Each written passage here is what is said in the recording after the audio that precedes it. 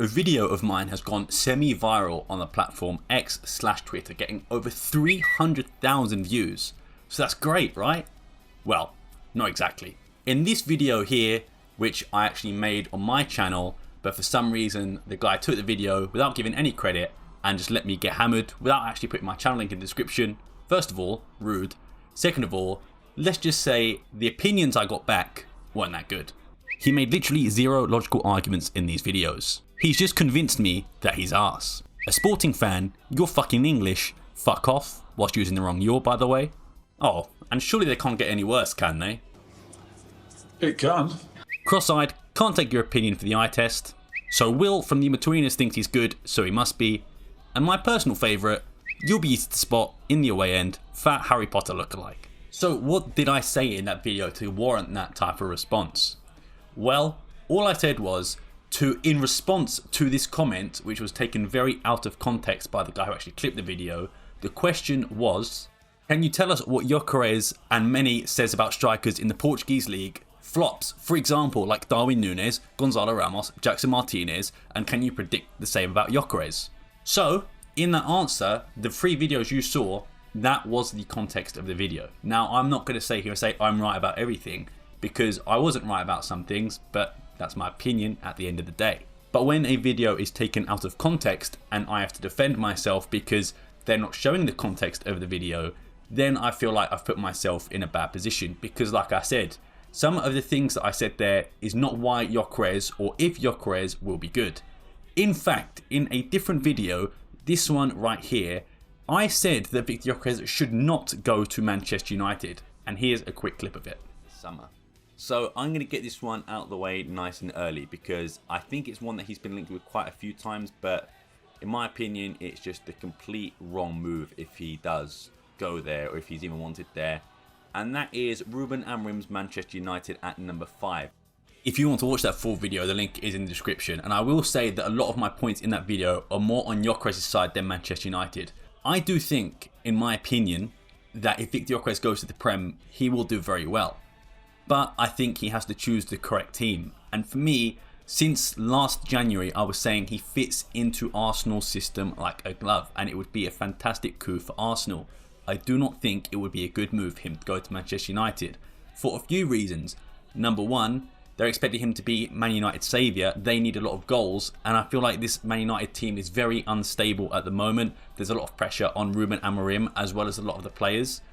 But many people are trying to say that I'm trying to sell Viktor Gyökeres. For example, this comment says that I couldn't sell water to someone in a desert. I am not trying to sell Viktor Gyökeres to anyone. If it were up to me, I would keep him for the rest of his career. I love Viktor Gyökeres, and I am biased. I will say this now. Yes, a lot of comments have said I'm biased. 100% I am biased. What? Nah, I never knew that. And I think he is the best striker, best player I've ever seen at my club. I think he's overpassed Bruno Fernandes at this point. Obviously, there's a few players that I never got to watch, like Figo. I never got to watch play for Sporting. Even further forward, I suppose, Mario Jardel, I never got to watch a Sporting. A lot of people say he was very good. But at the same point, for me, he's the best player I've ever seen in the league. And a lot of rival fans will tell you the same. A lot of people will compare him to Falcao, to say those two, and Hulk and those guys. So on those caliber of players, you can say what you want about the league, but he is rated by everyone. So, ignore the change of background. It looks a lot better now anyway. But I've cut this video up a little bit because I filmed it all yesterday, that being the 10th of June. And then suddenly some other news broke out, so I've had to sort of do a bit of refilming, but I'll leave that bit in anyway. But what I will say is, if you do want some stats for me, or the stats to explain why Viktor Gyökeres is so good, here are some on screen. I'm personally not going to read them out because, to be honest, that's not how I view football. I view football with the eye test. And yeah, I don't feel I'm cross-eyed, but I do wear glasses, so maybe my football vision is not the best. But regardless, that is always how I've judged a player. And people will use the arguments that, you know, he mentioned Otamendi, he mentioned Pepe, and those guys are washed. And whatever you want to say, fair enough. But my argument still stands that Arsenal couldn't do it, and Arsenal are a far superior team to Man United. Same with Otamendi as well. Benfica beat some great teams in the Champions League this year. the competition that United went in and even progressed into the following knockout round.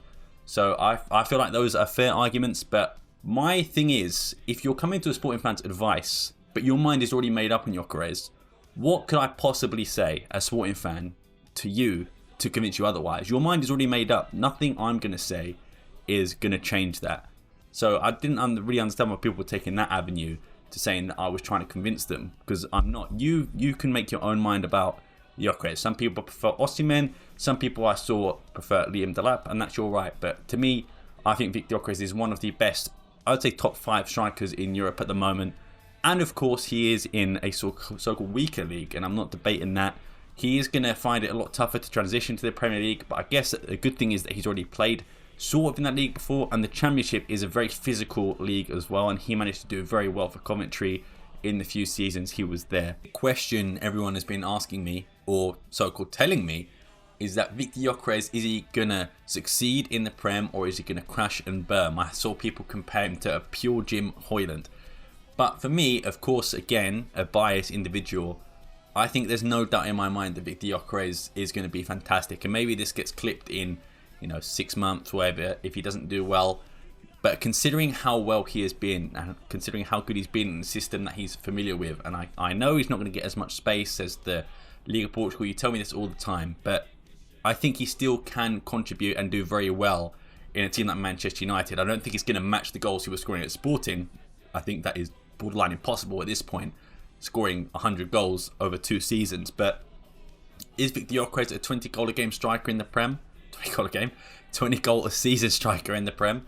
I think he is. And there are a lot of things why. I think his physicality does match the Premier League. I think he's also deceptively quick in small areas, one-on-one areas as well. He's very good at beating the keeper, going around the keeper. But I still think being in the Prem and being in a Ruben Amorim system, something that he is familiar with, will be able to do him very well.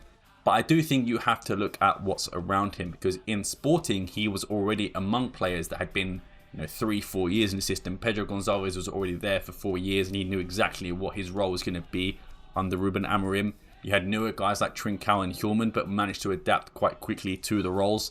But you also had guys who were used to it, like Morita, and even the fullbacks like Nuno Santos and Jenny Katamo. Amorim's fullbacks are definitely not as, I would say, quick or definitely more adaptable than Jenny Katamo and Nuno Santos were. Obviously, the transfer window is still in full flow, and it's only just started, barely even started. So maybe Dorgu is going to be either the right back or left back. I don't know if he sticks with Dalot or Mazraoui in the fullbacks, or he goes shopping elsewhere. But the midfield as well is a big question mark. Who's going to partner Bruno Fernandes? Is it going to be Mamo Ugarte, again, someone who's used to an Amorim system, and maybe will be a bit better with someone like Viktor Gyökeres alongside him with Bruno Fernandes? Or is Bruno Fernandes still going to leave? No one really knows. But what we do know is definitely Mateus Cunha has come in to Manchester United, and he's, I would assume, going to be acting as like an inside forward in Ruben Amorim's system, similar to like a Pedro Gonçalves or a Trincao, or that inverted winger. And the same for Mbeumo. That one's not confirmed yet, but those are the 2 transfer targets, which leaves Viktor Gyökeres, and I think he's going to do very well in that system if given the time. Again, I've always said with Ruben Amorim, and this is a lot of things that people got on me in their quotes of that tweet as well, is they said the same about Ruben Amorim, that he's going to be great, he's going to be great. I did say he was going to be great, but I also said he's going to need time to implement a system, and I think that is still true. I think that Amorim's definitely an individual with a lot of faults, and I explained it a lot more in the video previously answering your questions about Ruben Amorim. I said that he is a man with faults and that he needs to adapt, and I realised I misworded a few things. So what I meant to say in that video was that I think Ruben Amorim needs to adapt, and he's shown he can adapt previously at Sporting, but he sort of always goes to that mindset of, okay, plan A, there's no plan B. And it's only maybe when it's a little bit too late he does a plan B. So he surely can do it, but for some reason he sort of just defaults to that plan A mode. But I digress. We'll leave Ruben Amorim to the side because we're speaking about Viktor Gyökeres. I think there are avid comparisons to players in the Premier League like Viktor Gyökeres. I do think Liam Delap is a very good one. And I know a few Sporting fans have made that comparison already in the past. I think they're quite similar in terms of how they play. I think at this point Viktor Gyökeres is better. People point to the argument that Delap is Prem proven, I suppose. but he's also going into a team that also has a lot of question marks in Chelsea, whether it's over Enzo Maresca or the team itself. I do think Liam Delap will excel at Chelsea, but I think it's going to take him time as well. I think he's a phenomenal player, and I do think the comparisons there are someone like Viktor Gyökeres. Of course, Delap has got the age factor on his side, and of course it was a much cheaper deal at 30 million. Viktor Gyökeres is looking to cost a lot more at that point. But from what I can see in terms of the footballing landscape, for me, Manchester United are the only team in for Gyökeres at the moment. There's question marks of like a Juventus and Al Hilal. I think you can rule Saudi out. Italian league football, I think, would actually suit Gyökeres as well. But I also don't see him going there. I still think Manchester United have that sort of it factor in that Manchester United pool that he would go. Of course, going to someone like Ruben Amorim. I thought maybe their relationship was a bit fractured between Gyökeres and Amorim, but apparently not. But it looks like that's where he'll be going. But I do think you guys, or the people that responded to me in the first sort of context of this video, is that I would say that Viktor Gyökeres scores a lot of ugly goals. And I think that is entirely fair. But also, ugly goals are better than 0 goals. And I do look at a lot of the results from Manchester United's season. For example, not scoring against West Ham, not scoring against Wolverhampton Wanderers, not scoring against Tottenham, not scoring against Crystal Palace, scoring against Bournemouth. And I think, you know, does Delap come in and score those goals? Maybe he adds a bit more. But for me, looking at Viktor Gyökeres right now in Amorim's system, a system that he's used to, alongside players now will be like Mbeumo and Cunha, which also, of course, will help the situation. I think, one, bolstering the attack is definitely what Amorim needs. I still think he needs a few centre-backs, but in terms of needing a guy that can score goals, no matter how ugly they sometimes are, and they are, you're also looking at a guy who can create a lot of his own chances. There have been so many times where a ball has just been hoofed up by someone, and he's, like I said, deceptively quick and can just get on the end of it. He can also get the ball from the corner flag and somehow make that into a goal-scoring opportunity. And he's not going to hit every single one. Even against, you know, Man City, there's that first sort of 10 minutes where he tries to chip Ederson and it doesn't go well. Sometimes it will take things like that to get him going, and he'll need to, you know, gradually get into the game. But I do think either way, Viktor Gyökeres is someone who can be built for the Premier League. Like I said, I think there was a lot of arguments, the similar arguments even with someone like Erling Haaland. They argued that he wasn't going to be able to do it in the Premier League. Would he get this much space? Would he be able to recreate his goal-scoring form? And of course he did. And to be honest, Haaland is, you know, a unicorn in that aspect in terms of a player that we're not really going to see another one come like him for a while. And I'm not comparing Viktor Gyökeres to Haaland. I'm just saying that the same arguments were made and they were quickly found out to be false. I know maybe that's not, again, a good argument, but for me, Viktor Gyökeres is fantastic. And, you know, I've said it again, scoring 100 goals of 2 seasons, more goals than someone like a Darwin or someone like Falcao, who went on to be one of the best strikers in world football at one point before his injuries, even goal-scoring greats who came into the league. And people will make the avid comparison, look at the Portuguese league, look at Bas Dost numbers. If you had ever watched Bas Dost, you know why that is a criminal statement. Because one, I do love Bas Dost, but was he the most immobile striker I've ever seen in my entire life? This guy's not going to be a very good football player. He's immobile. Did he pretty much have to have every goal handed to him on a silver platter? 100%.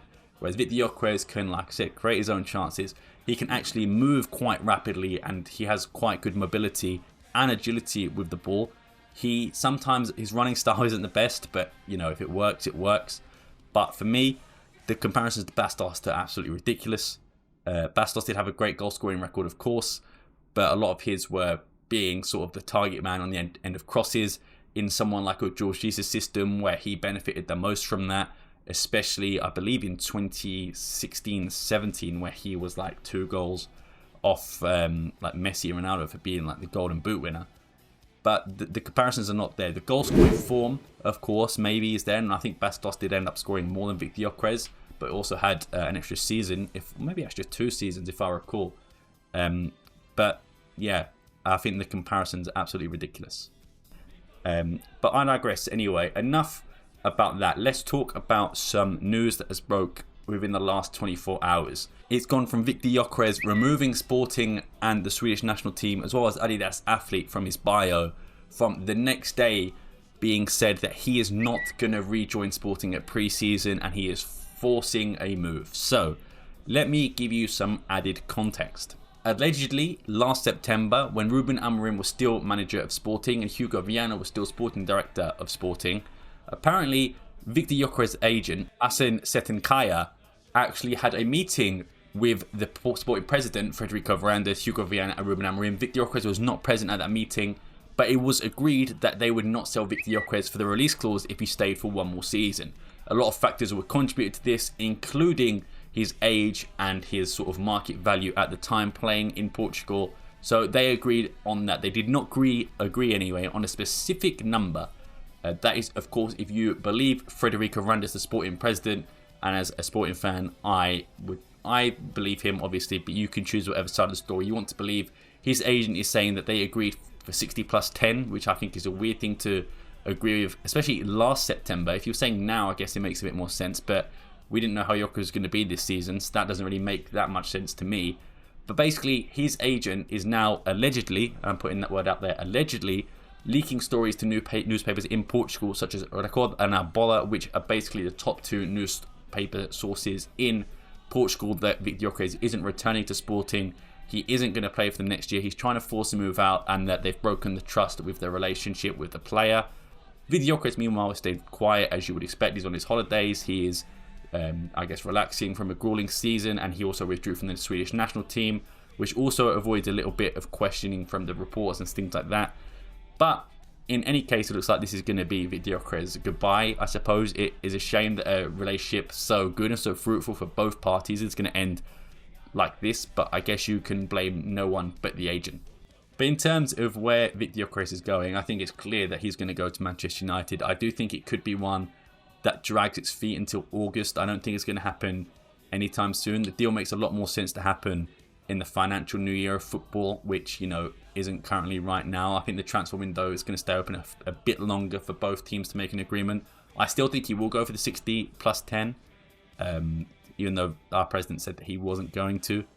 But, you know, it is what it is. And for people who will say, just to end off in this video, the people who are saying, you know, he's not Portuguese, he's English, he's pretending to be a Sporting fan, he's just bought some green shirts and, you know, trying to aura farm or whatever the comment said, or using it to grift or whatever. This is me, I think 2 years old, wearing a Sporting shirt. If this was a grift, I wish you could have told me that in 2011-12 when Sporting finished 7th in the league. I wish you could have told me that when Sporting players got attacked at their own training ground and we lost some future club legends because of it. This is not a grift for me, and you know, I've been making videos on YouTube for quite a while. I have recently gained a sort of exposure in that world, obviously nothing massive, but still for me, having I think now 2,300 subscribers is a big jump from where I was making these videos. And I've made many videos on Portuguese football, which haven't blown up, of course, and the stuff that I do make about Amorim does blow up, of course, and there have been some personal other videos that I've done as well. And if I was a grift, I'd just be hitting Ruben Amorim content every single day. But I'm actually making content I enjoy. I enjoy researching some videos like I had to do with like a Boa Vista one, or a Belenenses SAD one, or Porto, or Benfica, even Sporting to some aspects with things like Perateo and Paulinho, videos like that. It's been fun, and I'm not going to let a few negative comments about my appearance take that away from me, because I have, in a way, worked hard to get what I have. And you know, I will end off this video before I start rambling even more saying I do not know everything about football. I've never claimed to be the most knowledgeable person about football. In fact, I would probably say I'm not. I have my agendas and I stick to them. But at the same time, if you do disagree with anything, I'm open for debate and I'm open to criticism on what you think. But especially in a month that is men's mental health and you don't know what impact your words could have on someone, I would recommend, you know, keeping the insults to a minimum. Insult my ball knowledge, do what you want. But at the end of the day, it's just football. There's no need for personal insults here or there. But anyway, I've been Sam Fonseca. Thank you very much for watching. If you have enjoyed this type of content, please let me know in the comments below. Do you think Viktor Gyökeres will succeed in the Prem? Do you think he's going to flop? Let me know in the comments. Also, don't forget to follow me on Twitter. The link is in the description, but also on screen here. But I've been Sam Fonseca. Thank you very much for watching. I will see you next time. Peace.